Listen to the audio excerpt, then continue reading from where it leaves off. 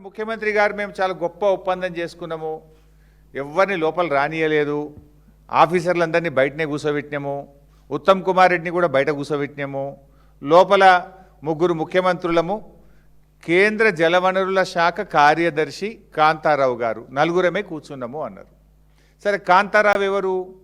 ఆయన ఆంధ్రప్రదేశ్ ఆరిజిన్, ఆంధ్రప్రదేశ్ రాష్ట్రంతో అనుబంధం ఉన్న వ్యక్తి.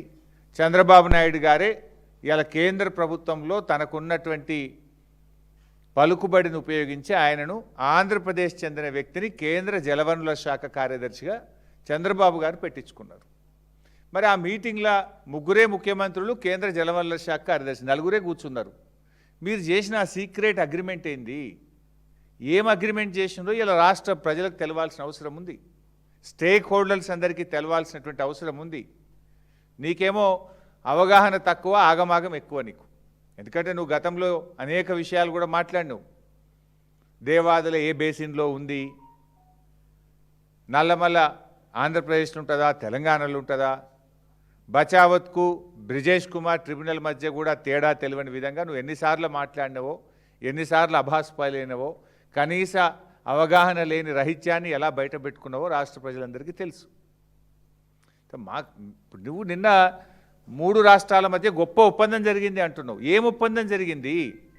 ఇప్పుడు మనకు ఆర్డిఎస్ ప్రాజెక్టుకు 15.9 టీఎంసీల నీళ్లు రావాలి, రావడం లేదు. ఆనాడు కేసీఆర్ గారు తుమ్మిళ్ళ లిఫ్ట్ పెట్టి కనీసం 50,000 ఎకరాల కన్నా నీళ్ళు వచ్చేటట్టు చేసిండ్రు. నువ్వు నిన్నటి మీటింగ్లో కేంద్ర మంత్రితోని మాకు ఆర్డిఎస్కు ట్రిబ్యునల్ అవార్డు ప్రకారంగా రావాల్సిన 15.9 టీఎంసీలు రావడం లేదు అని చెప్పి ఏదైనా స్పష్టమైన హామీ తీసుకున్నావా? చెప్పు నువ్వు ప్రజలకు. లేదు, తుంగభద్ర మీద ఇలా కర్ణాటక కురిడి అనే ఒక ప్రాజెక్టు 2 టీఎంసీల ప్రాజెక్టు కడతా ఉంది, చిక్కాలపరివి అని 2.5 టీఎంసీల బ్రిడ్జ్ కమ్ బ్యారేజ్ కడతా ఉన్నారు, చిక్కాల మంచి అని 5 టీఎంసీల బ్రిడ్జ్ కమ్ బ్యారేజీ కడుతున్నారు. అంటే ఇవి ఒక 9.5 టీఎంసీలు.